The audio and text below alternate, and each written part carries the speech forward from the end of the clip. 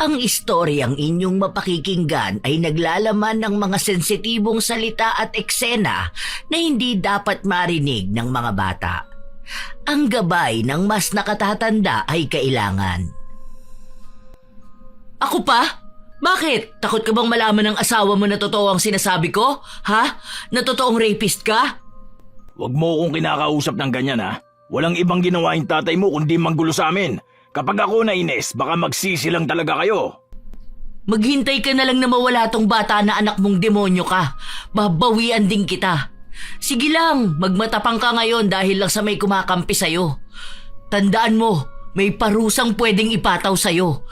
Makatakas ka man sa batas, sisiguraduhin ko sa'yong magdurusa ka ng mas malala pa sa pinagdaraanan ko. Huwag mo akong pinagsasabihan ng ganyan dahil wala akong pakialam sa'yo. O kahit dyan sa bata na yan, wag mong guguluhin ang pamilya ko. Hindi naman pwedeng bigyan ng diin ang sexualidad ng isang tao para ipagpilitan na ang babae ay para lang sa lalaki. Dahil para kay Princess, bata pa lang siya ay alam na niya kung ano ang gusto niya. Pero sadyang hindi lang matang mapanghusga ang nakamasid sa kanya, kasama na rin ang mapagnasang mga mata. Paano niya makakayang lampasan ang pinakamadilim na yugto ng kanyang buhay?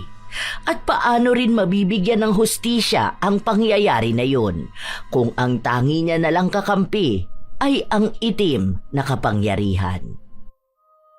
Tutal, kanina ka pa nandiyan sa tapat ng tindahan. Ayusin mo yung tabing para naman hindi mainit mamaya. Siyempre naman susundin kita. Ikaw pa ba? Malakas ka sa akin eh. Wala ka bang pasok ngayon? Day off ko nga, di ba? Dito lang ako. Nanliligaw nga ako sa'yo. Ay nako, sinabi ko na sa'yo na hindi nga pwede, di ba? Busy ako. Saka nag-iipon ako para makaluwas ako ng Maynila. Pwede naman tayong LDR. Naku, sa sobrang babaero mo, hindi tayo magtatagal kapag LDR. Akala mo yata hindi tayo magkababata, no? Alam ko yung mga galawan mo. Iba naman yung dati. Nagbago na ako, no? Sige na, dun ka na. Baka mamaya maabutan ka na naman ni tita dito sa tapat ng tindahan. Alam mo naman na galit yun sa tomboy. Paano pa kung malaman niyang pinupormahan mo ko, di ba? Hindi alam ng tita mo na bet mo rin naman ng mga babae, no? Hindi nga niya alam na ex mo si Jessica. Hoy, hindi ko yun ex. MU lang kami noon. Huwag ka nga dyan maingay. Baka papasukin ako noon ng kumbento. Sige na, secret na lang natin yun. Hanapan mo na lang ako ng chicks para tigilan na kita.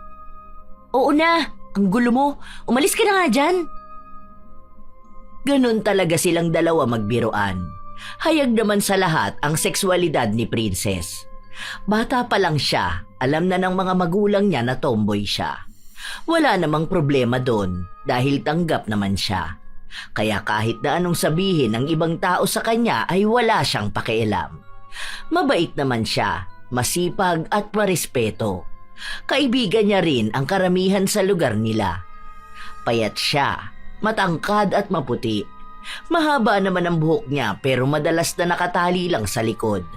Wala naman daw siyang balak magpagupit. Isang araw, habang naglalakad siya papasok sa trabaho, nasa lubong niya ang isa nilang kapitbahay na pauwi pa lang. Oh, inumaga ka na naman yata sa inuman ah. Sabi kasi ni Mrs. huwag daw ako magpapagabi kaya yan, inumaga na lang ako. Loko ka talaga. Papasok ka na ba sa trabaho mo? Malamang, naka-uniform nga ako, di ba? Ang ganda mo naman, Princess. Tomboy ka ba talaga? Nakatikim ka na ba ng lalaki? Ewan ko sa'yo, lasing ka lang. Umuwi ka na nga lang sa inyo. Hindi na lang pinansin ni Princess ang kapitbahay nilang nangungulit sa kanya. Lasenggo si Pedro, kaya madalas itong napapaaway. Kapag nakikita niya si Princess, madalas niya ring kulitin at tuksuhin.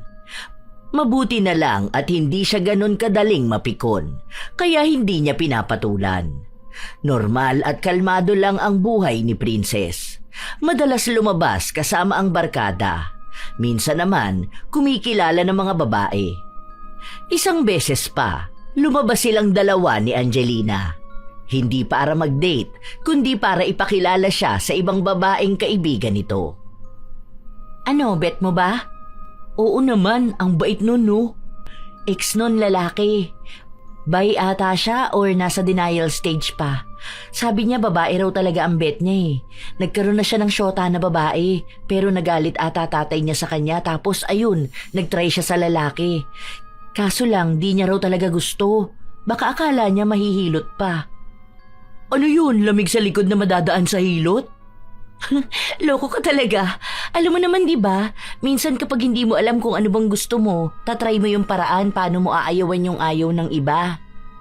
Parang ikaw, no? Alam mo na yung gender mo pero hindi mo masabi sa family mo kasi masyado kayong relihiyoso. Magkaroon ka ba naman ng kapatid na pare? Eh yun na nga, yung lola ko kapag nakakakita o nakakapanood ng tungkol sa dalawang babae, sinasabi niya agad na mapupunta sa impyerno. Eh di wala kang balak magladlad niyan. Hindi ko alam. Bahala na siguro. Bata pa naman ako eh, baka magbago rin isip ko. Yung iba nga may anak na saka lang nila nalaman na same gender pala bet nila eh. Ewan ko, bahala na. Bakit ba sa akin naman na napunta? Basta yun nga, mabait naman yun si Trisha. Bale, medyo strict ang parents noon. Wala na ang papa niya kaya ayun, feeling niya malaya na ulit siyang magkaroon ng syota na babae. Ikaw na bahala doon na. Huwag mo naman lukuhin yun. Grabe ka naman sa akin. Para namang sinabi mo na babaero ako. Ay hindi ba? Lapitin lang ako ng mga babae dahil nga mabait ako at pogi. Sus! Alam ko yung ganyan, no? Oo nga pala, nabalitaan mo yung nangyari kay Kla? Yung na-rape siya? Oo, buntis nga raw siya ngayon. Usapan nga namin nung nakaraan sa inuman. Dumayo raw pala siya noon, kasama yung syota niya. Eh parang parehas ata silang nilasing kaya ganun. Yun ang palaging sinasabi ko sa'yo. Lalo ka na. Kapag usapang alak, akala mo uhaw na uhaw ka palagi. Wala ka ibang ginawa kundi sumama sa mga inuman. Mga tropa ko naman kasama ko, no? Wala namang rapist sa mga yun. Hindi mo pa rin sure. Babae ka pa rin, huy. Baka akala mo lalaki ka na dahil lang sa pusong lalaki ka. Hindi yan, naku. Yari talaga sila sa akin. Saka matatagal ko na rin kasama yung mga yun. Kahit na anong lasing namin, wala talagang nangyayari. Basta lagi mong tatandaan yung sinasabi ko ha. Hindi ka pwedeng basta na lang magtiwala sa ibang tao. Kapag mag-iinom, laging magtitira para may pang-uwi ka. Lagi yung paalala ni Angelina sa kaibigan. Dahil nga kilala na niya si Princess. Lalo na kapag wala itong pasok o kaya ay nagkakayayaan lang silang magkakaibigan. Maraming barkada si Princess. Ibig sabihin lang ay maraming nagyayaya sa kanyang uminom. Katulad na lang ng isang gabi, nung umuwi siya galing trabaho, dumiretso na siya sa inuman. Nak ng putya, andito ka rin? Lasing na lasing ka na yata. Tanga, kapupunta ko lang dito. Magkasunod lang tayo. Sana sumabay ka na sa akin. Umuwi pa ako, nagpalit pa ako ng uniform ko. Tapos hiniram ko yung motor ni Jack Jack. O sige na, tumagay ka na. Ang taas naman yan. Babaan nyo lang ah. Para naman tayo mga tumador na construction worker dito. Sana pinatungga nyo na lang sa akin yung 4 kantos. Akala mo uuwi na tayo after 30 minutes. Kalmahan nyo naman. Para naman unti-unting tumama sa atin yung alak. Nagtawanan sila. Sanay na si Princess sa alak, maging ang mga kasama niya kaya hindi sila mabilis na malasing. Nung tumatama na ang alak, kanya-kanya na silang kwento.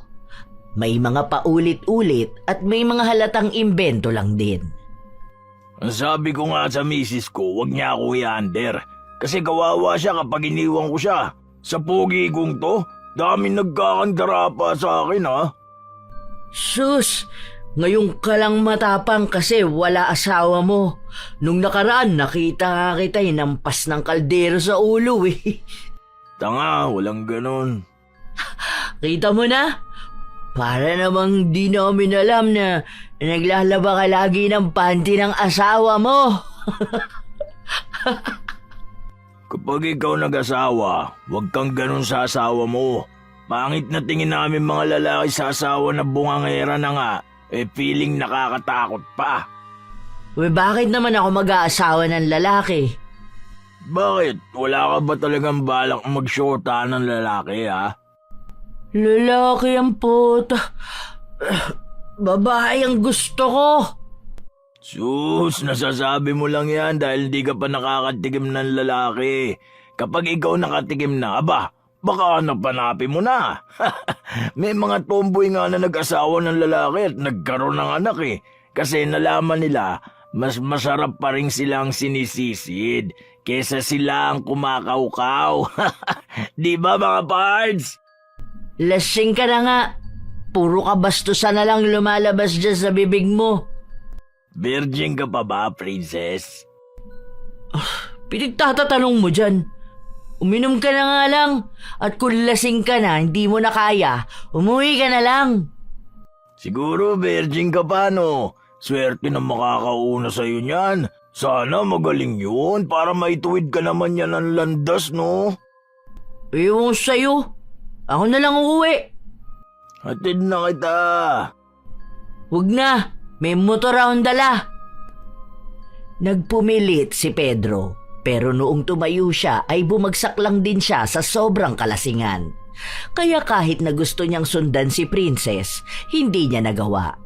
Hilong-hilo na rin naman si Princess noong mga sandali na yon, pero nagawa niyang makauwi.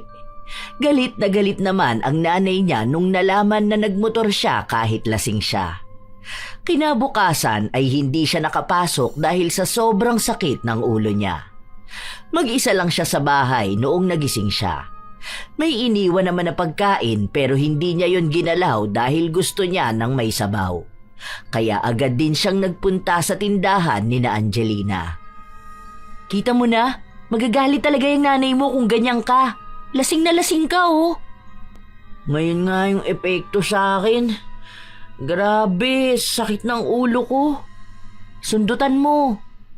Sino susundutin ko? Aray! Aray ko naman, bakit mo ako binatukan?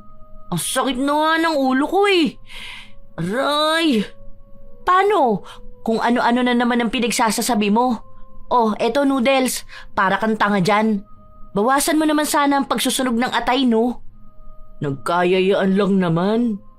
Naku, sinasabi ko sa'yo kapag ikaw talaga na-rape sa inuman. Matatagal ko ng mga tropa yun, no? Saka yung iba, mga kapitbahay lang naman natin. Walang rape na magaganap, OA mo. Pinagsasabihan lang kita kasi babae ka. Macho ko. Babae ka pa rin. Pwede pa rin silang malibugan sa'yo lalo na kung may tama kayo ng alak. Kaya umayos ka. Kahit feeling mo lalaki ka, ikaw pa rin yung mabubuntis. Lalaki pa rin sila kahit sabihin mo na barkada mo sila. Hindi mo alam iniisip nila. Sabihin na natin na hindi naman lahat ng lalaki manyakis pero meron at meron pa rin yan. Kaya mag-ingat ka. Kasi hindi ka sasantuhin kapag libog na sila. Oo na, dami mong sinasabi. Sakit na nga ng ulo ko. Sinermo na nga ako ng nanay ko kagabi. Isa pa yan. Wala kang ibang ginawa kundi mag-drive ng motor kahit nalasing ka. Hindi ka na nadala. Na-aksidente ka na nga noon, di ba? Oo na, sige na. Hindi pinakinggan ni Princess ang mga sinasabi sa kanya ng kaibigan niya. Ilang araw pa ang lumipas, balik na naman sa dati niyang gawa si Princess. Minsan, kahit biglaan na inuman ay pinupuntahan niya. Minsan sa bar o sa bahay ng mga kakilala niya. Kahit nga hindi niya kilala, sumasama siya. Basta minsan na niyang nakainuman at malapit lang naman ang pupuntahan. Ang katwiran niya ay sila-sila rin naman ang mga magkakasama-sama. Kapag nakainuman na niya, barkada na ang tingin niya. Pero natigil lang yon kahit paano nung nagkaroon na siya ng nobya. Palagi na siyang pinipigilang uminom. Isang araw pa, gusto niyang umalis pero hindi siya pinayagan. Kaya ang ginawa niya, gusto niyang gawing dahilan si Angelina. Sige na boy. Ayoko nga. Mamaya malaman niyang nag-inom ka at lasing na lasing ka. Ako pa ang awayin nun. Baka sabihin nun kinukonsinti at pinagtatakpan kita. Ayoko na mga ganyan na pagsisinungaling. Sundin mo na lang kasi yung gusto ng syota mo. Para namang hindi tayo magtropa niyan. Dali na. Tutulungan mo lang naman ako eh. Tapos sabihin mo na lang na umuwi ka kaagad, ganun. Na di mo naman alam na magiinuman pala kami. Kapag ikaw kasi nagsabi sa kanya, malamang papayag yun. Ayoko nga talaga. Ako magbabayad nung dun sa school mo. Ano ba yun? Yung kinukwento mo na activities nyo sa science? Yung sumisilip sa mga planeta ba yun? Oh, nanahimik ka. Alam ko na gusto mo yun. Pero ayoko naman magsinungaling. Dali na, hindi ka naman naawayin nun eh. Akong bahala. Bakit ba kasi hindi ka matigil dyan sa pag-iinom mo? May syota ka na't lahat-lahat, lasengga ka pa rin. Okay naman yung syota mo ah. Saka nag-aalala yun sa'yo, baka mamaya madisgrasya ka pa niyan. Nakamotor ka lang, di ba? Hindi ako magdadala ng motor. Lakad lang naman yun. Diyan lang sa kabila. O ano, ayaw mo bang makasama doon sa sinasabi mo? Di ka naman kamo bibigyan ng tita mo ng pera, di ba? Sagot ko na nga eh. Ano bang sasabihin ko sa kanya? Sabihin mo lang sa kanya na sasama mo kamo ko. Birthday ng pamangkin mo, ganun. Tapos saglit lang kamo tayo doon. Tapos huwag ka na mag-reply sa kanya kapag nagtanong. Kung tatawag siya, sabihin mo na lang na umuwi na kamo tayo. Tapos huwag ka na magsalita ng kahit na ano. Kapag mag-aaway kami, hindi naman kita idadamay. Sure ka dyan ha? Sige na nga. Basta ikaw magbayad ha? Oo, ako talaga. Promise ko yan sa'yo. Huwag ka man babae dun ha? Oo, wala. Inuman lang talaga yun. Dalian mo na. Text mo na siya. Sinunod na lang ni Angelina ang utos ng kaibigan. Kabado pa siya noong una. Lalo na noong tumawag sa kanya ang nobya ni Princess. Pero nagawa naman niya ng palusot. Ibinigay naman ni Princess ang bayad na pangako niya matapos noon ay nagpunta na sa inuman. Mga kakilala lang din naman nila ang naroon. Habang nagsasaya sila, dumating naman si Pedro. Lasing na siya pero mukhang galing pa sa kabilang inuman. Uy, nandito ka na pala, my princess. Ang kulit mo talaga, Pedro. Umusog ka nga dun. Lasing na lasing ka na. Parang di pa kita nakikitang hindi lasing ah. Naglalasing ako para gumanda naman ang mukha ng asawa ko. Maganda naman ang asawa mo. Pero mas maganda ka naman. Huwag mo nga ako hawakan. Umuwi ka na kaya? Mamaya na. Ang saya-saya ko pa eh. Kapag gusto ko na ulit mabugbog ng asawa. Nagpagewang-gewang si Pedro habang palipat-lipat siya ng lamesang pinupuntahan. Kung kani-kanino siya nakikipag-usap at biruan. Lumalim ang gabi. Pinatay ni Princess ang cellphone dahil panay ang tawag ng kanyang nobya. Wala siyang pasok kinabukasan kaya talagang todo na ang pag-iinom niya. Ilang buwan na rin kasi niyang pinipigilan ang sarili na mag-alak. Masaya lang silang lahat hanggang sa bigla na lang siyang nalasing. Pagtayo niya, nahihilo na siya. Hindi niya masyadong maalala kung ano ang nangyayari sa kanya. Para bang latang-lata ang katawan niya, pero ang diwa niya ay gising naman. Naririnig niya ang mga boses, ang mga tawanan. Uwi na ako! Natumba pa siya nung tumayo siya. Mabuti na lang nasalo siya ng isa niyang kaibigan. Matapos nun, inalalayan siyang magpunta sa banyo dahil nagsabi siyang naiihi siya. Ang hindi niya alam, iniwan lang siya noong nasa loob siya dahil nga may tumawag dito. Pagkalabas ni Princess ng banyo, madilim ang paligid. Umiikot ang paningin niya. Napasandal lang siya sa pader. Oh, hindi mo na ba kaya? Nahihilo na ako. Nasusuka pa nga ako eh. O tara, hatid na kita. Noong una ay ayaw pa ni Princess sumama, pero wala na siyang nagawa nung akayin siya ni Pedro. Ang narinig niya lang ay pinaalam na siya nito na aalis sila. Pero ang ipinagtataka niya, bakit sila sumakay ng tricycle at para bang may kalayuan ang pupuntahan nila? Ipinasok si Princess sa isang kwarto na hindi siya pamilyar. Nahihilo pa rin siya pero hindi niya kaya ang sarili. Dito ang bahay namin. Uuwi na ako. Hindi ka muna pwedeng umuwi. Anong ginagawa mo? Bastos ka! Bitawan mo ako! Huwag ka na magulo. Para nga maging straight ka na. Feeling ko ito lang kailangan mo para maging babae ka na talaga eh. Nalalasol ng utak mo na tomboy ka. Pero kapag nakipag-sex ka na sa lalaki, dun mo malalaman na babae ka pala talaga. Tarantado ka! Bitawan mo ako! Ano ba? Manyakis!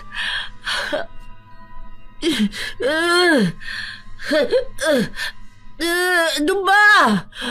Hayaan mo na. Hindi ka rin naman makakaalis agad dito eh. Pagtapos natin, magpapasalamat ka pa sa akin dahil ginawa na kitang babae. Kapag nakatikim ka na ng lalaki, tingnan mo, masasabi mo kung gaano kasaya kapag lalaki kasiping mo. Nagpumilit si Princess pero wala siyang lakas. Kahit na anong sabihin niya, nasa katawan siya ng babaeng walang laban sa isang lalaki. Pinipilit niyang maging malakas pero hindi niya kaya. Lasing pa siya. Nanghihina kaya pinagsamantalahan siya ni Pedro. Galit na galit siya. Nandidiri siya sa sarili niya. Para bang nakikita niyang demonyo ang gumagalaw sa kanya. Pero wala naman siyang magawa. Kahit na pag-iyak, hindi niya kaya. Buong magdamag yun, paulit-ulit. Hanggang sa kinabukasan, nagising na lang siyang mag-isa sa loob ng kwarto. Hinang-hina. Tangina niya, walang hiya. Hindi ako papayag na ganito. Hindi pwede. Sisiguraduhin kong pagbabayaran niya tong ginawa niya sa akin. Binaboy niya ang katawan ko. Walang ibang nararamdaman si Princess kundi ang galit. Noong araw na yon, hindi siya agad makakilos. Masakit ang ibabang parte niya. Hindi siya masyadong makagalaw at nilagnat pa siya noong araw na yon. Hindi makakain, hindi rin siya makausap. Hindi niya alam kung paano niya sasabihin sa iba ang nangyari sa kanya. Hindi niya akalain na magiging ganun kahirap ikwento kung paano siya nilapastangan ng taong kilala niya. Na paano siya paniniwalaan, paano niya sisimulan ang kwento. Hindi niya masabi sa mga magulang niya. Hanggang sa buong maghapon, tulala lang siya. Hanggang sa pinuntahan siya ng kanyang kaibigan. Huy, okay ka lang ba? Kanina ka pa raw tinatawagan ng syota mo ah. Galit na yun. Sabi ko wala ako sa bahay, ngayon lang ako umuwi. Kaya kako hindi ko alam kung anong nangyari sa'yo. Ayoko muna makipag-usap sa kahit na sino. Masakit ba ulo mo? Ngayon ka lang daw umuwi ah. Saan ka naman natulog kagabi? Kasi sabi sa akin ni James umuwi ka naman na raw eh. May pinuntahan ka bang iba? Nang babae ka? Yan na nga ba sinasabi ko sa'yo eh. Niloloko mo ba yung syota mo? Boy, ano ka ba naman? Hindi ko alam. Please, wag mo muna akong kausapin. Hindi pwedeng hindi mo alam. Ano yun, ganyan lang? Hindi mo sasabihin kung kanino ka nakipagkita, ha? Ano na lang ang sasabihin ko dito sa syota mo? Tapos ayaw mo rin daw sagutin yung tawag niya. Ang gulo mo. Ayan, ngayon magrereklamo ka na masakit ang ulo mo dahil sa pag-inom mo magdamag. Hindi ka kasi nakikinig sa amin eh. Yung mga magulang mo, ang tatanda na nila tapos nai-stress pa sa'yo. Hindi mo ba talaga alam kung paano ititigil yung pag-inom mo, ha? Ayoko makipag-usap. Akala ni Princess kaya niyang aminin yung nangyari sa kanya kahit na sa kaibigan na lang niya muna. Pero hindi pala. Mahirap. Hindi niya alam kung bakit sobrang hirap. Marahil kasama na rin ang pagsisisi niya sa sarili niya. Kung bakit hindi siya nakinig na wag na magpunta o ang pagsisisi niyang bakit hindi niya nagawang ipagtanggol ang sarili. Galit siya sa lahat, pati sa sarili niya. Dahil sa nangyari sa kanya, nag-iba ang pakikitungo niya sa mga tao. Naghiwalay sila ng kanyang kasintahan. Naging maiiniti ng ulo. Laging nakikipag-away. Iba na siya sa kung sino siya noon. Galit na galit siya sa lahat ng lalaki, kahit sa mga barkada niya. Hanggang sa muli na namang nagtagpo ang landas nila ni Pedro. Nakangiti ito sa kanya na para bang nang aasar. Ang sarap mo pala, princess. Ano, gusto mo ba isa pa? Anong feeling? Sarap, no? Siguro naging babae ka na talaga. Ginalingan ko ba naman nun eh? Ilang beses ka nilabasan. Tangina ka! Tarantado ka! Huwag ka na magpapakita sa akin, hayop ka! Rapist! Kung hindi mo naman gusto yung ginawa ko sa'yo, bakit naman hanggang ngayon hindi mo pa rin ako pinapabarangay, ha? Andito pa rin ako, malaya pa rin, masaya pa rin ang buhay. Pero kung sakali na gusto mo ulit, okay lang sa akin. Ang sikip mo pa naman. Ay, ang sarap. Hayop ka! Napakababoy mo! Talagang sagad na yung kasamaan mo! Parang wala kang asawa! Parang hindi babae ang anak mo para ganituhin mo ako! Hindi naman tomboy ang anak ko, no? Saka ano naman kinalaman niya rito? Dinala lang kita sa tamang landas para naman hindi ka maligaw. Sayang kasi ang lahi mo kung para ka lang sa babae. Sinisigurado ko sa'yo na pagbabayaran mo ang ginawa mo sa akin! Naku, puro ka lang salita. Wala ka namang ginagawa. Sana nung unang araw pa lang alam na ng buong San Nicolas na ni-rape kita, di ba? Kaso hindi mo ginawa eh. Kasi naisip mo na tama ako. Na masarap nga talaga ang makipag-sex sa lalaki. Okay lang yan. Sanayan lang yan. Alam ko naman na gabi-gabi mo kung ini-imagine eh. Sa bagay, kung ipagkakalat mo sa iba na ni-rape kita, ikaw naman na mapapaya. Lalo na dun sa mga kakilala natin, di ba? Pagtatawanan ka lang nila. Isipin mo yun, tomboy na iskorang ko. Tawa ng tawa si Pedro habang naglalakad siya palayo. Galit na galit si Princess dahil wala siyang ibang magawa. Totoo naman na nahihiya siyang malaman ng iba dahil paano niya yun ipaliliwanag sa iba.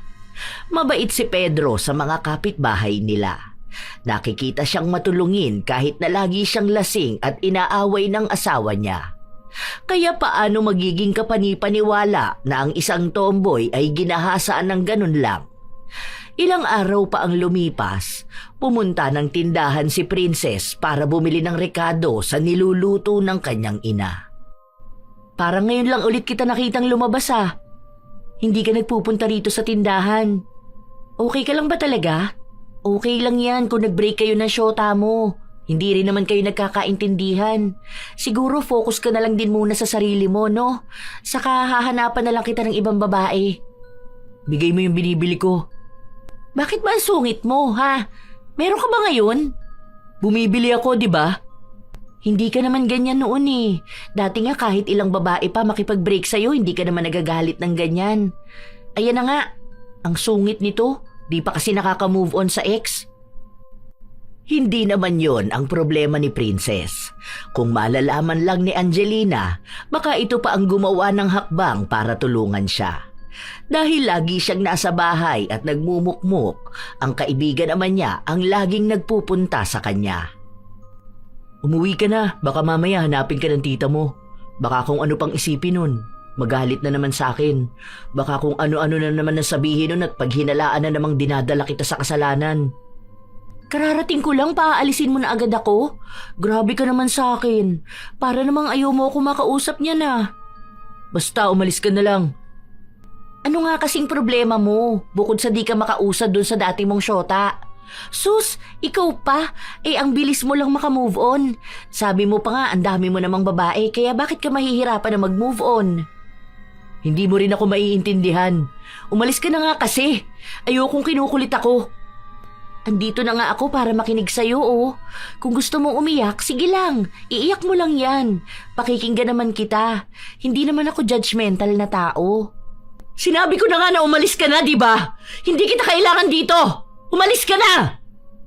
Concerned lang naman ako sa'yo tapos ganito mo pa ako kakausapin? Nakakainis ka na, ha? Hindi ko naman sinabi na maging concerned ka, di ba? Sinabi ko na nga na ayoko may ibang kausap. Ayoko! Kapag sinabi ko na ayoko, ibig sabihin lang nun, ayoko! Kaya hindi kita kailangan. Hindi ko kailangan ng kaibigan. Umalis ka na rito at wag ka nang babalik kahit na kailan. Okay, fine. Wag na lang din tayo mag-uusap dalawa. Nakakainis ka. Iko-comfort na nga lang sana kita para di ka laging ganyan. Ang sama mo sa akin! Ikaw rin naman na may kasalanan kung bakit kayo nag-break. Paano? Ganyan ba naman yung ugali mo? Wala ka ibang ginawa kundi magalit. Ang sungit mo! Umalis si Angelina nang hindi man lang naririnig ang totoong dahilan kung bakit nagkakaganon ang kaibigan niya. Ilang araw silang hindi nag-usap na dalawa. Nakokonsensya naman si Princess sa naging ugali niya dahil alam niyang mabait si Angelina at gusto lang talaga nitong pagaanin ang loob niya. Pero dahil nga sa sobrang galit niya na hindi naman din niya mailabas, nasisira ang relasyon nilang dalawa. Hanggang sa isang araw, si Angelina ulit ang lumapit sa kanya. Boy, sorry na. Ano ba kasi nangyayari sa'yo? Sabi ni nanay mo lagi ka raw galit. Kahit kanino raw, kahit na kinakausap ka lang nila. Ano, kung may problema ka, sabihin mo lang sa akin. Wala akong gana makipag-usap sa kahit na sino, kaya wag mo na lang din muna akong kakausapin. Bakit nga? Pwede naman nating pag-usapan. Sige lang, makikinig ako sa'yo. Mahal na mahal mo ba talaga yung dati mong syota? Kung gusto mo, pwede pa naman ata kayo. Wala pa naman yun bago. Saka parang miss ka na rin niya. Hindi yun ganon. Mas malalim. Hindi ko alam paano ko sisimulan. Ganito na lang. Kung gusto mo, sa labas na lang tayo mag-usap. Bukas, libre ko na to ha. Nangupit pa ako sa tindahan para may panglibre ako sa'yo. Punta tayo dun sa tabing dagat. Pag-usapan natin yung problema mo. Para namang hindi tayo friends niyan. Hindi ko alam kung masasabi ko. Dahil hindi ko alam kung kaya ko. Kung paano. Okay lang yan. Ilabas mo lang bukas kung anong nararamdaman mo, ha? Ako nasagot sa isaw natin bukas. Nag-iisip na si Princess kung paano niya sisimulang sabihin sa kaibigan niya. Nung kinagabihan, nagising siya ng 10 oras ng gabi. Hingal na hingal siya. Umiiyak. Ang bigat ng dibdib. Napanaginipan na naman niya yung ginawa sa kanya ni Pedro nung gabing yon. Paulit-ulit na bumabalik sa utak niya ang mga salita na narinig niya. Para bang habang tumatagal, mas lalo siyang walang kawala sa mapait niyang nakaraan. Hanggang kailan ba ako guguluhin ang nakaraan ko? Pagod na akong umiwas sa sakit. Pero pabalik-balik lang din. Bakit ganito pa? Bakit? Hindi ko na kaya to. Hindi siya nakatulog dahil iniisip niya na kapag natulog siya, bubulabugin na naman siya ni Pedro sa panaginip niya. Kapag pumipikit siya, ang nakikita niya ay ang mukha ng lalaking lumapastangan sa kanya. Hindi niya kaya. Hanggang sa kinabukasan, nag-text sa kanya si Angelina at sinabi na lumabas na siya. Nakakuha na raw siya ng magandang pwesto sa tabing dagat kung saan walang ibang tao. Mas makakapag-usap daw silang dalawa ng maayos. Nag-aalangan pa si Princess na lumabas, pero naglakas na siya ng loob. Nanginginig pa ang katawan niya noong nakita na naman niya si Pedro. Wala itong sinasabi sa kanya pero ramdam niya sa mga tingin nito na pinagnanasaan na naman siya. Ang dumi na ng tingin niya sa kanyang sarili. Habang naglalakad siya palapit kay Angelina, para siyang nakalutang sa alapaap. Ang gulo ng paligid. Maingay ang hampas ng alon. Umiikot ang mundo niya. Okay ka lang ba? Huy, Princess! Huy! Hala, okay ka lang ba? Teka nga. Bumagsak si Princess sa lupa. Pagod na ang katawan niya at ang kanyang utak. Ang alam niya lang, dinala siya ni Angelina sa malapit na center. Kahit paano ay nakapagpahinga siya. Pero hindi pa rin siya gaanong makagalaw, lalo na at medyo nahihilo pa siya. Ay, nakakaloka ka. Kulang ka ba sa dugo at bigla ka nalang nahimatay dyan? Kinabahan ako. Ang bigat mo kaya. Buti may dumaan na tumulong sa akin. Hindi ko alam kung ano nangyari. Ano ba kasi? May sakit ka ba? May taning na ba ang buhay mo? Ano? Bakit hindi mo man lang sinasabi sa akin? Akala ko ba BFF tayo? Tapos may pa-secret-secret ka na pala sa akin. Basta, biglaan na lang ako nahilo. Hindi naman masakit ang ulo ko eh. Pero umiko talaga paningin ko. Wala naman akong sakit. Hayaan mo, baka alam naman nila kung anong nangyari sa'yo. Nag-test yata sila sa dugo mo eh. Oh, ayan na pala. Tanungin na lang natin kaysa maghula-hula pa tayo, di ba? Akala ng dalawa ay simpleng bagay lang ang pagkahimatay ni Princess. Baka kulang lang siya sa tulog o kaya ay kailangang magbitamina para sa dugo. Pero higit doon ang narinig nila. Hindi nila inaasahan. Pareho silang nagulat. Po? Buntis? Paano naman po mabubuntis yan wala naman niyang boyfriend? Tomboy po yan oh. Tomboy po. Baka naman po nagkakamali lang kayo. Hindi naman po nakakabuntis ang babae sa babae, no? Saka allergic yan sa lalaki. Malabo na makipagsiping yan sa lalaki. Ulitin nyo nga po, baka mamaya UTI lang yan tapos sinasabi nyo na buntis siya. Magbigay naman po kayo yung makatotohanan naman po Hindi naman po siguro uso ngayon ng joke time, no? Pinakita sa kanila ang resulta. Malinaw na nagdadalang tao si Princess. Nakipag-argumento pa ang kaibigan niya at sinabing ulitin nila dahil imposible naman na mabubuntis ang kaibigan niya. Lalo na kung wala naman siyang nakitang naging nobyo nito. Pero kahit na anong gawin, iisa lang din ang resulta. Hindi nagsalita si Princess. Nanlalamig ang buo niyang katawan. Nakatitig lang siya sa papel na hawak niya. Papel na nagsasaad na may batang nabuo sa paglapastangan sa kanya. Lalong gumuho ang mundo niya. Habang nakikipagdiskusyonan ang kanyang kaibigan, lumabas siya ng center para umuwi. Agad din namang sumunod sa kanya si Angelina. Buntis ka raw no? Lakas ng trip ng mga yun. Akin na nga yan, tapon mo na yan. Inom ka na lang ng vitamins tapos matulog ka. Huwag ka na muna magiinom para di ka mahilo. Huy, huwag ka nga magmadali maglakad. Baka mamaya niyan bumagsak ka na naman. Huy! Huwag mo muna akong kausapin. Bakit ba? Ano, nag-aalala ka na buntis ka? Paano naman yun mangyayari, di ba? Imposible naman na nakakabuntis ang daliri. Huwag mo isipin yun. Nirape ako. Ha? Nirape ako ng hayop na yon. May nabuo sa ginawa niya sa akin. Anak ng demonyo tong batang to. Hindi to dapat nasa akin. Anak to ng demonyo. Teka lang. Naguguluhan ako. Ginahasa ka? Ha? Nino? Kailan? Ginahasa ako ni Pedro. Hayop siya. Si Pedro? As in yung asawa ni Jenny? Yung kapitbahay natin? Ha? Paano nangyari? I mean, kailan nangyari? Bakit ngayon mo lang sinabi? Nagsumbong ka na ba? Alam ba ng pamilya mo? Anong ginawa mo? Bakit ngayon mo lang sinabi sa akin? Kaya ba lagi kang tulala? Kaya ayaw mo kinakausap ka? Pinagsamantalahan ako ng hayop na yon. Kaya hindi ko matatanggap tong bata na nasa sinapupunan ko. Anak to ng isang demonyo.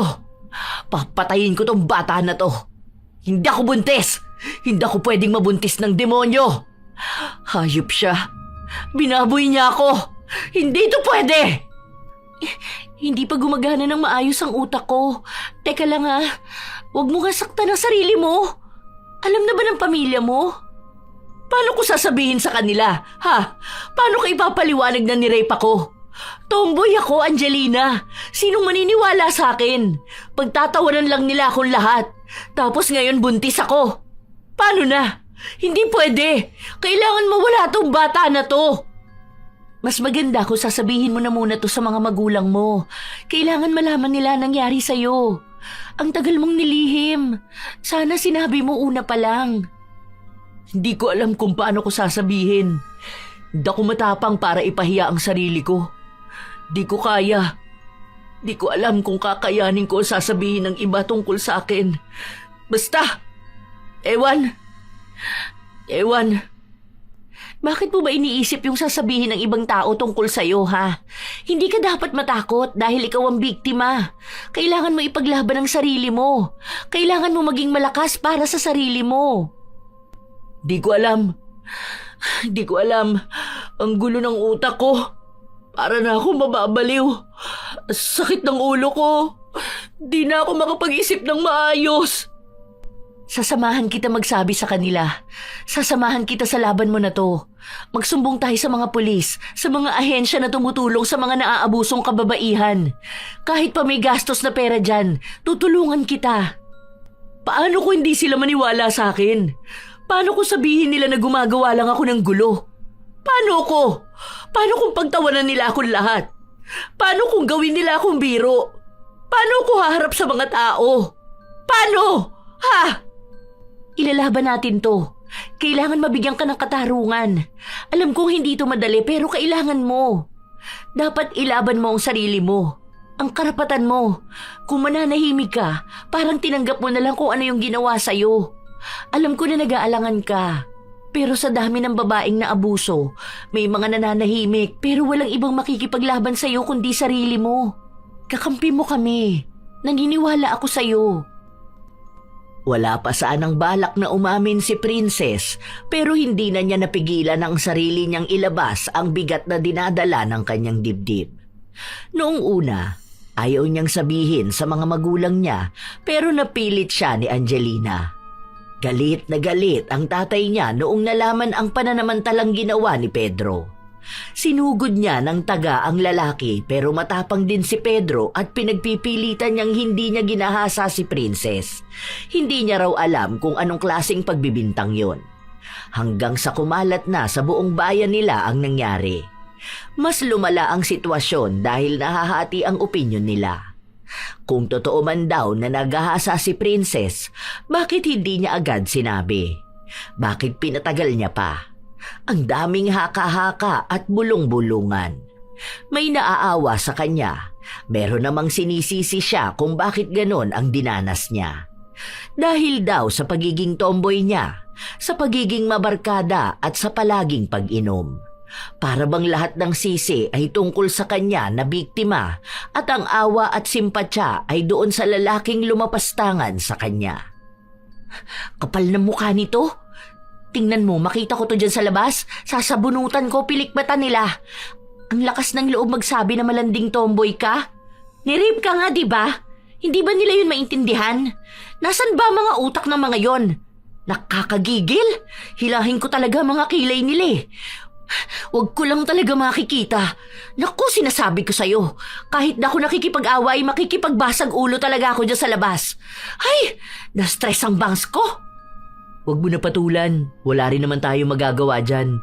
Kung makikipag-away ka ba sa kanila isa-isa, makukulong ba yung gumawa sa akin ito? Hindi naman, di ba? Kasi wala namang kakamping batas. Mahirap makipaglaban sa panahon na to na walang ibang pinakikinggan kundi yung taong nang abuso dahil sa mas kilala siya. Ha? Ganun na lang yun? Hindi pwedeng husgahan kanila dahil hindi ka naman nila kilala, di ba?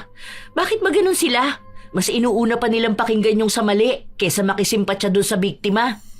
Lalo lang lalalayan. Ayoko na rito. Hindi na nga ako makalabas. Parang lahat ng tao pinagtatawanan ako. Ito yung dahilan kung bakit hindi ako makapagsumbong. Kung bakit nilihim ko.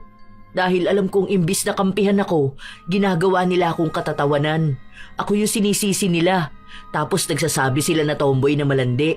Na ginusto ko naman yun. Na baka ito na yung panahon para magbago na ako. Na maging babae na ako dahil nakatikim na ako ng lalaki. Hindi yun masayang pakinggan.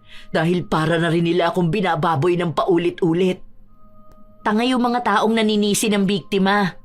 Ano, mas okay sa kanilang rapist? Mga bobo sila. Mga hindi nag-iisip eh. Isisisi nila sa nagahasa eh. Hindi nila sisihin utak ng mga manyakis, di ba? Yung na-rape pa ang may mali, eh yung mga rapist na yan wala namang pinipili. Kaya maraming naaabuso na takot ipaalam na naabuso sila eh. Dahil sa mga taong makikitid ang utak. Ay, naiinis ako sa kanila. Ang tatangan nila, mga buwisit! Gusto ko na lang mawala tong bata na nasa sinapupunan ko. Hindi ko to tatanggapin kahit na anong mangyari. Magpapalaglag ako. Ayoko sa batang to. Demonyo ang tatay niya. Hindi na siya dapat isilang sa mundong to. Hindi makapagbigay ng payo si Angelina dahil paano niya sasabihing biyaya ang bata kung galing naman yon sa pananamantala. Paano niya rin sasabihin na walang kasalanan ng bata? Naiintindihan niya ang galit ng kaibigan kaya hindi niya masabi kung ano ang tama at mali. Dahil kung mabubuhay ang bata, baka magdusa lang ito at maging kabayaran ng galit na dapat para sa ama nito. Ilang buwan pa ang lumipas, lumalaki na ang tiyan ni Princess, kaya madalas siyang nagsusuot ng malalaking damit. Umuusad din ang imbestigasyon pero masyadong mabagal.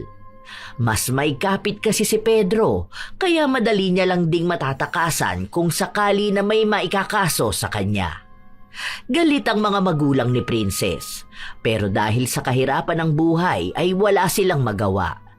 Sa mga sandali na ganon, nagiging tampulan ng usap-usapan si Princess at sinasabi na namemera lang siya.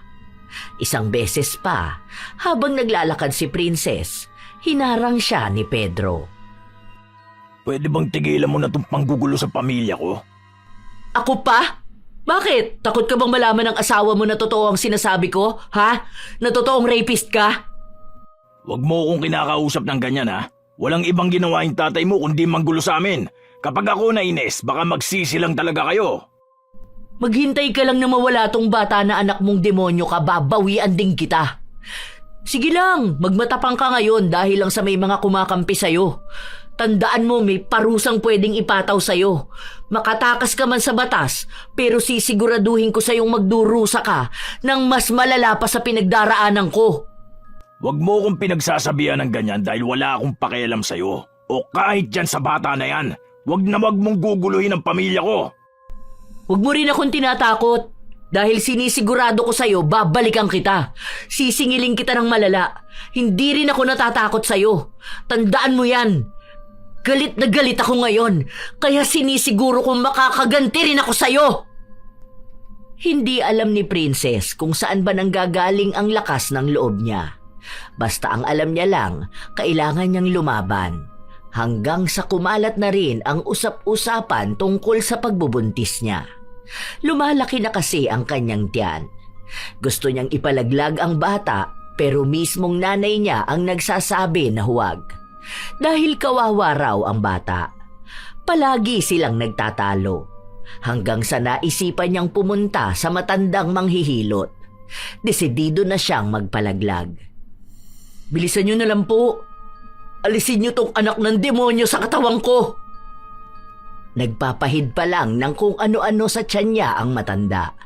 Inihanda na rin ang iinumin niyang herbal para mas mapabilis ang pagpapalaglag sa bata. Nung inutusan siyang inumin yun, doon na siya nagdalawang isip. Hindi niya maidampi sa bibig niya ang baso. Hindi niya mainom ang gamot. Hindi ko kaya. Bakit ganito? Bakit hindi ko kaya? Parang pakiramdam ko mamamatay tao na rin ako. Hindi ko kaya. Parang makasalanan akong tao kung gagawin ko to. Ayoko maging kasing sama ng taong gumawa nito sa akin. Hindi ko alam. Naguguluhan ako. Nanginginig ang kamay ni Princess habang hawak niya ang baso. Hinihintay lang siya ng matanda na inumin yun para masimulan na ang paghilot sa kanyang tiyan. Sadyang hindi talaga kaya ni Princess. Umiyak na lang siya. Halong galit at pagdadalawang isip. Gusto niyang alisin ang bata sa sinapupunan niya pero hindi kaya ng konsensya niya. Pero iniisip niya, paano niya magagawang mag-alaga ng anak ng demonyo? Paano kung mabuhay ang bata?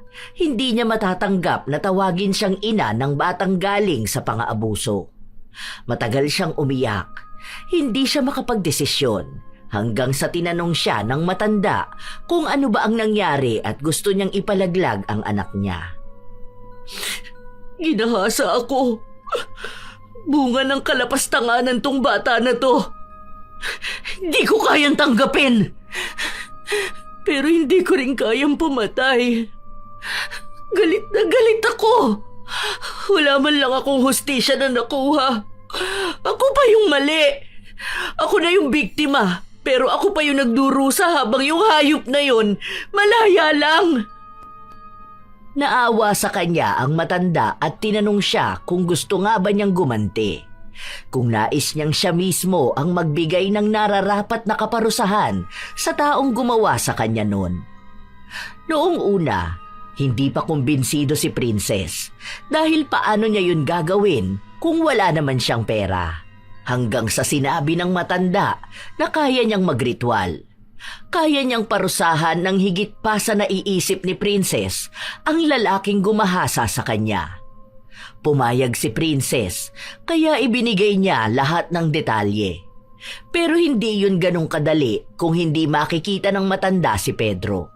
Kaya isinama na lang niya ang manghihilot papunta sa bahay nila. Naghintay sila hanggang sa lumabas ang lalaki. Nung nakita na ito ng matanda, nangako siya kay Princess na siya na lang ang bahalang maghiganti para sa kanya. Maniwala lang daw siya at maghintay. Ilang araw pa ang lumipas, wala pa ring nangyayari kay Pedro, pero nanatili pa rin siyang naniniwala sa sinabi ng matanda. Isang araw, pinuntahan siya ng kaibigan niya sa bahay. May binili ako para sa'yo. Ito oh. Sabi sa akin kailangan daw to ng mga buntis eh.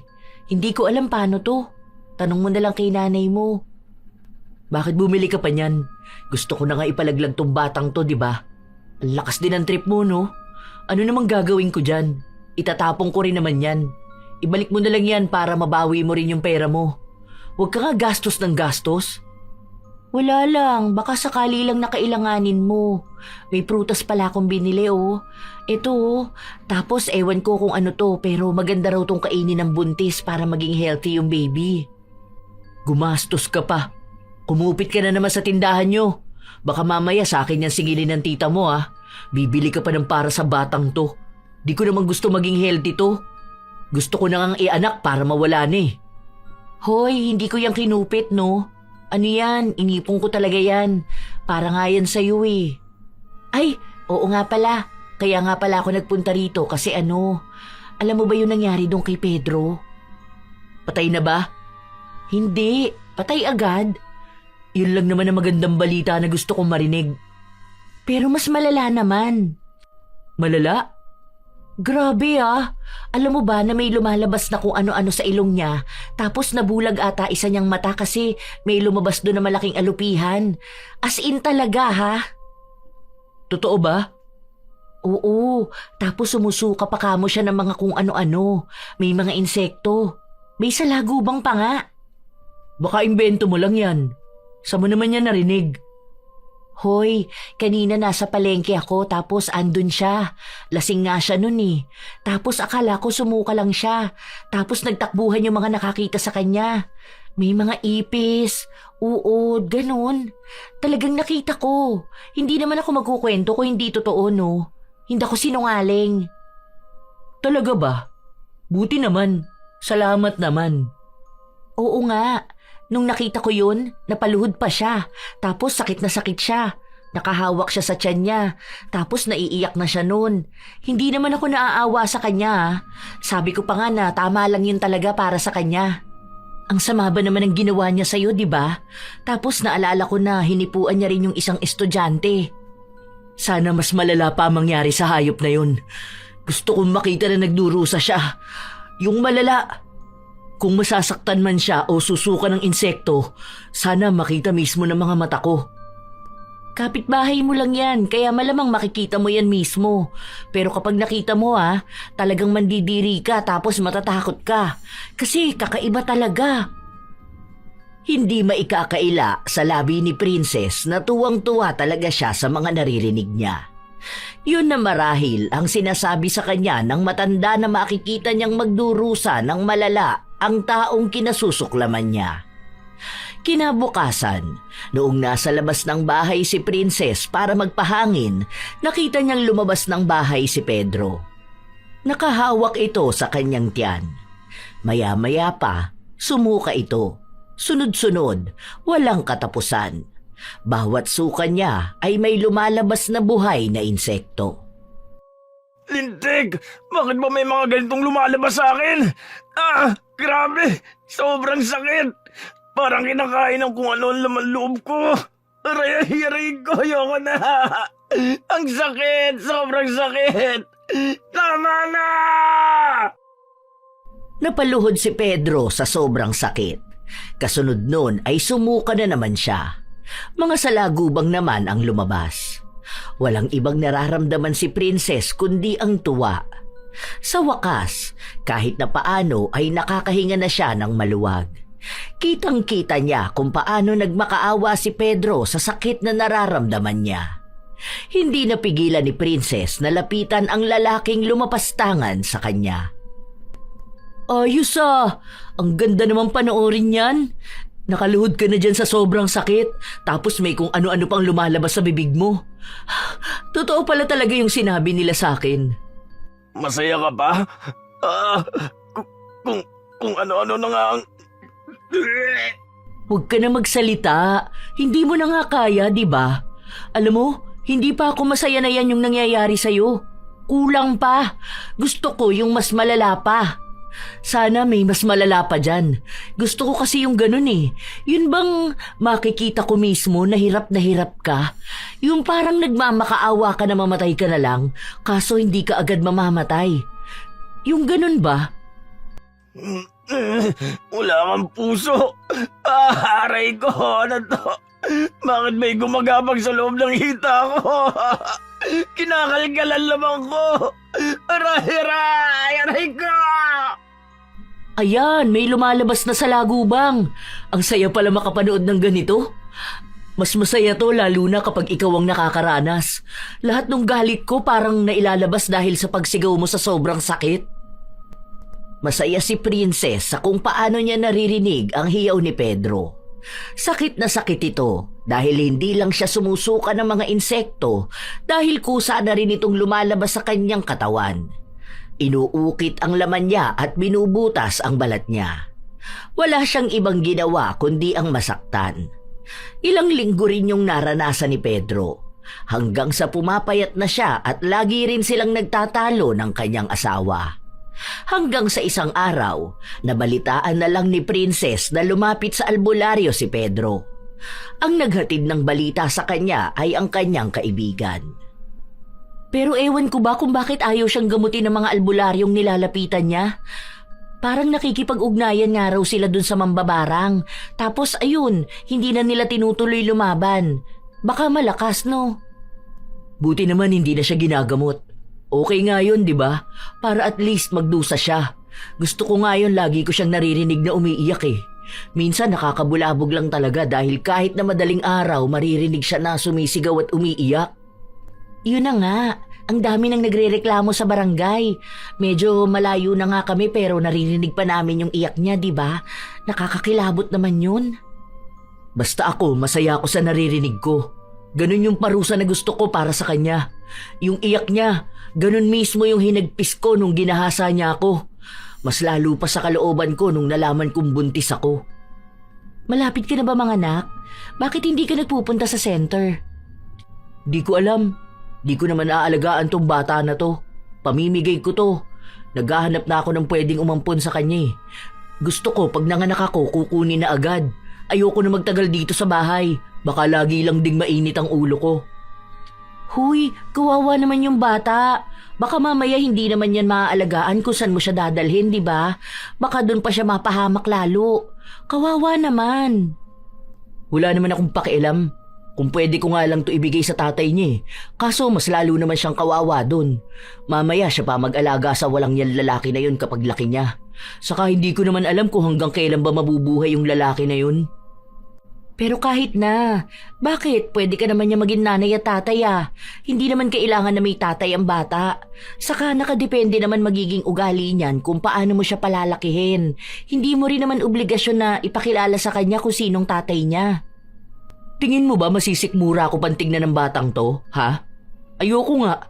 Babalik at babalik lang sa utak ko lahat ng nangyaring masama sa akin kapag kasama ko siya. At iyon ang ayaw ko. Nasasabi mo lang yan ngayon dahil nga galit ka pa. Pero sa bagay, mahirap din. Saka mo na lang yan pagdesisyonan kapag nanganak ka na. Baka ganun lang din yan sa ginawa mo eh. Yung magpapalaglag ka tapos hindi mo naman din tinuloy, di ba? Ikaw pa rin naman ang makakaalam niyan. Kasi kahit naman sabihin natin na galit ka o kaya tomboy ka, may connection pa rin kayo na magiging anak mo. Lahat din naman ng desisyon nasa iyo na. Hindi na kumibo pa si Princess. Ilang linggo pa ang lumipas, lagi niyang naririnig na umiiyak at hirap na hirap si Pedro. Minsan naman kapag nasa labas siya, nakikita niyang sumusuka ito ng mga insekto. May mga lumalabas ding insekto na unang beses pa lang ding nakita ni Princess. Pero wala siyang pakialam. Hindi siya naaawa. Sa halip ay tuwang-tuwa pa siya. Minsan nga, sinasadya niyang lumabas ng bahay para lang makita kung paano nagdurusa si Pedro. Malaki rin kasi ang epekto nun sa pamilya nila. Lalo na sa kanilang kabuhayan na bumagsak na rin. Pati asawa niya, parang ayaw na siyang alagaan. Ganun kalala ang nangyayari. Pero kulang pa yon para kay Princess. Hanggang sa isang araw, nagulat na lang siya nung pinuntahan siya sa bahay nila. Nagpapatawa ka ba? Bakit ka hihingi ng tawad sa akin? Akala ko ba sabi mo wala ka namang maling ginagawa? Wala ka kamong kasalanan sa akin, di ba? Ilang beses mong itinanggi hanggang sa buong pamilya na namin ang nasisira sa ibang tao. Patawarin mo ako. Sobrang sakit. Ito na naman. May umahalukay na laman sa lamang ko. Aray ko. Huwag mo na akong parusahan. Wala naman akong ginagawang mali. Hindi ko tatanggapin yung paghingi mo ng tawad sa akin. Tigilan mo ako. Umalis ka na rito. Umalis na kayo. Ngayon mo ako ginugulo kung kailan nagkakaganyan ka. Bakit ba ang tigas ng puso mo? Magpapatawad ka lang dahil gusto ko nang gumaling. Hirap na ako sa ginagawa mo sa akin ganito. Maawa ka naman. Huwag mo naman pahirapan ang buhay ko at ang pamilya ko. Magkaroon ka naman ng puso. Naririnig mo ba ang sarili mo? Hindi ka humihingi ng tawad dahil nagsisisi ka. Humihingi ka ng tawad dahil nahihirapan ka. At bakit sa akin ka hihingi ng tawad, ha? Yung kapatawaran ko ba ang magpapatahimik sa'yo? Bakit? Anong kasalanan mo sa akin? Oh, hindi mo maamin. Dahil hindi ka nagsisisi. Wala ka lang pagpipilian kundi ang humingi ng tawad. Huwag mo sabihin na ako ang walang puso. Dahil nung panahon na nagmamakaawa ako sa'yo, di ba, ikaw naman yung walang puso? Hindi lang puso ang wala sa'yo, pati na rin kaluluwa. Nakita mo na? Puno ng galit ang puso mo kaya nagawa mo sa akin to. Galit ka sa sarili mo, hindi sa akin. Kaya huwag mo na akong pahirapan. Hihingi na ako ng tawad kahit wala naman akong kasalanan. At bakit mo naman nasabi na ako may gawa sa'yo niyan? Dahil pinagbibintangan mo ko. Dahil iniisip mo na may mali ako nagawa sa'yo kahit na hindi naman totoo. Hindi kita pinagbibintangan. Dahil totoo ang ginawa mo sa akin. Hindi mo maamin. Humihingi ka ng tawad pero hindi mo naman inaako kung ano ba talaga ang kasalanan mo sa akin. Hindi yun pwede. Dahil hindi ako magpapatawad sa isang tao na ako pa rin ang pinapalabas na mali. Kahit na alam mo naman sa sarili mo na ikaw talaga yung gumawa ng kasalanan sa akin. Ginahasa mo ako, di ba? Sakit! Ayan, sumusuka ka na naman ng mga insekto. At talagang dito pa sa amin, ano? Lumayas ka na nga! Wala kang makukuhang kapatawaran mula sa akin dahil wala ako nakukuha mula sa'yo. Walang katapusang pagdurusa yan. At tama lang yan sa mga taong masasama. Mga rapist, mga mapanamantala. Hindi ko alam kung ako lang ba nagawan mo ng ganito eh. Pero para na tong ganti ko para sa ibang kababaihan na nakaranas ng pang-aabuso. Para sa mga babaeng natakot magsalita at mga babaeng tiningnan ng masama kahit sila na ang biktima. Hindi kailanman dapat matahimik ang mga manyak at rapist. Wala kayong puwang sa mundong to. Kaya walang kapatawaran ang ginawa nyo. Hindi sapat ang sorry lang. Dapat mas malalang ganti, mas malalang sakit. Akala ni Princess, yun lang ang unang beses na pupuntahan siya sa bahay nila. Pero inulit yun ni Pedro hanggang sa pinapalabas na ng pamilya niya na kaya ganon ang nangyayari sa kanya ay pinabara nga ni Princess si Pedro. May mga pagkakataon pang pinamumukhang pamilya nila ang masama at sa pagbibintang na hindi naman totoo, may napapahirapan na tao. Kaya mas lalong nagalit si Princess. Sinugod niya sa bahay si Pedro. Naabutan niya ito na nahihirapan ng sobra dahil sa kung anong insektong gumagapang sa loob ng kanyang katawan. Sabayan pa ng pagsusuka. Nangangayayat na rin ito ng sobra. Ang kapal talaga ng mukha mo, no? Ikaw pa talagang may lakas ng loob na magsabi sa ibang tao na ako may kasalanan kung bakit ganyan ka? Matapos mo akong pagsamantalahan? Matapos na mawalan ako ng dignidad? Matapos ng lahat ng pagdurusa ko? Yung gabi-gabi kong pag-iyak? Hanggang ngayon gusto mo na ikaw pa rin ang kaawaan nila? Gusto mo pa rin makuha ang simpatsya ng ibang tao, ha? Dahil ikaw lang naman ang may kakayahang gawin ito. Galit ka sa akin kaya alam ko kung paano mo ako pwedeng gantihan. At sa ganitong paraan lang. Wala akong kakayahan. Mahina ako.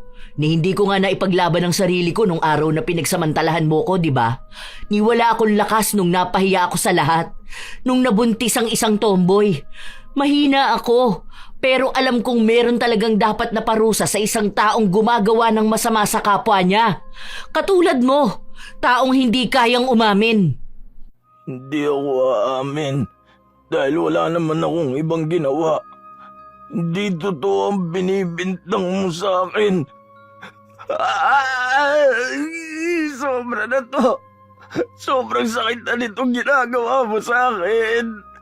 Tama na to. Tama lang yan sa'yo. Wala na akong panahon sa'yo. Hindi kita patatawarin dahil hindi ka naman nagsisisi.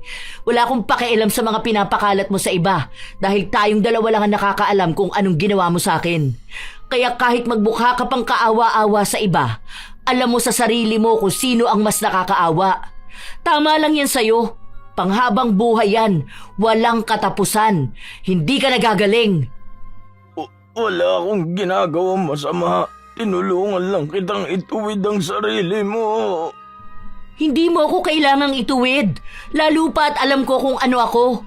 Babae man o may kasarian na hindi nyo tanggap, wala kayong karapatan na pakialaman. At mas lalong wala kang karapatan na pagsamantalahan. Masama ang ginawa mo. Ibig lang sabihin nun, masama rin ang babalik sa'yo. Huling beses na kitang lalapitan dahil ang mahalaga sa akin, malala na ang pinagdaraanan mo ngayon. Malala ang pagdurusa mo. Yun ang huling beses na pumatol si Princess sa mga paninira sa kanya. Dahil bilang isang babae na biktima ng karahasan, hindi na niya kailangang palaging patunayan at linisin ang kanyang pangalan. Dahil sadyang may mga tao na pakikinggan lang kung ano ang sa tingin nilang abot ng kanilang kaisipan. Lumala ang nangyari kay Pedro. Pero kahit na ganun, buhay na buhay pa rin siya. Talagang mas lalong pinapadama sa kanya ang sobrang lala na paghihirap. Dahil kahit na ganun ang nangyayari sa kanya, hindi niya inaamin ang kanyang ginawa. Tila ba mas kaya niyang magdusa habang buhay, maitago lang hanggang kamatayan ang kasalanan na nagawa niya kay Princess. Ilang buwan pa ang lumipas, nanganak na rin si Princess. Wow! Ang cute naman ng baby mo! Ikaw si Princess, tapos ang name niya, Queen? Wala akong pakialam kung anong pangalan ng batang yan. Bukas pupunta na rito yung aampon sa kanya. Sila na magbigay ng pangalan sa kanya. Hala, kawawa naman. Sure ka na ba talaga na gusto mo siyang ipaampon? Ha? Huwag na lang. Alagaan mo na lang siya, tapos ako na lang din magbabantay sa kanya. Ayoko makita yung bata na yan. Kawawa naman siya. Pag-isipan mo muna kung ibibigay mo siya. Kasi kawawa talaga eh. Mas kawawa yan kapag ako nag-alaga sa kanya. Baka sa kanya ko lang ibaling lahat ng galit ko. Baka hindi ko yan matutunan mahalin. Dahil galit pa rin ako sa pinagmulan niya. Ngayon pa nga lang ayoko na siyang makita eh. Paano ko pa siya palalakihin? Ano naman sabi ni nanay mo? Kahit naman anong sabihin nila, wala naman silang magagawa. Ako pa rin na magdedesisyon kung anong gagawin ko sa bata na yan. Hindi ko yung gusto makita, kaya mas mabuti pang mawala siya. Hindi ko lang talaga kinaya na ipalaglag siya dahil masyado na ako magiging makasalanan. Hindi mawari kung ano ba talaga ang nararamdaman ni Princess. Hindi niya nais na makasama ang bata pero tila ba nahihirapan din ang kanyang kalooban na alagaan nito. Ano na palang gagawin mo? I mean, kapag wala na tong anak mo.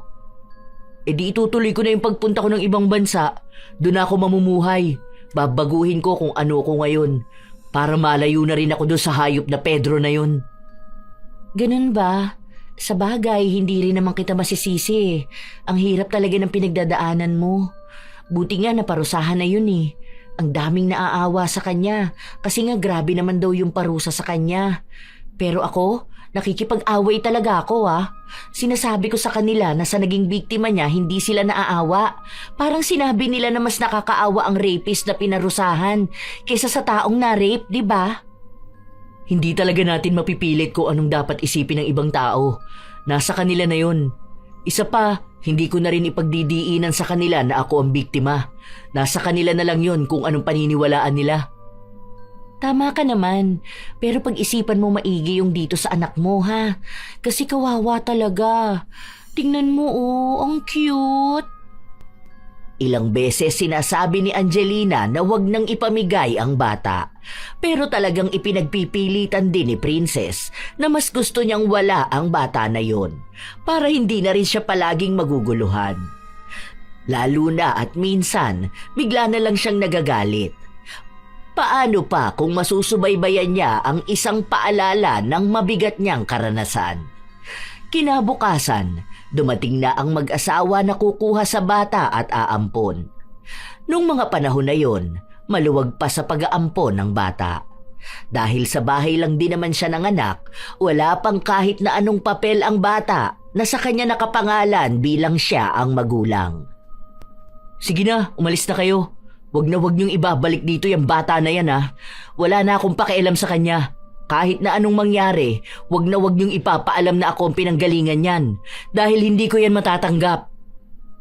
Hindi maamin ni Princess na sobrang bigat ng kanyang dibdib habang sinasabi niya ang mga salita na yon. Noong mga sandaling palayo na ang mag-asawa bitbit ang kanyang anak, tila ba nagbago ang kanyang isip. Binawi niya ang bata at sinabi na hindi na niya ito ipamimigay dahil hindi niya kaya. Naiinis na siya sa kanyang sarili. Ayaw niya sa bata pero hindi niya rin naman nais na makuha ng iba.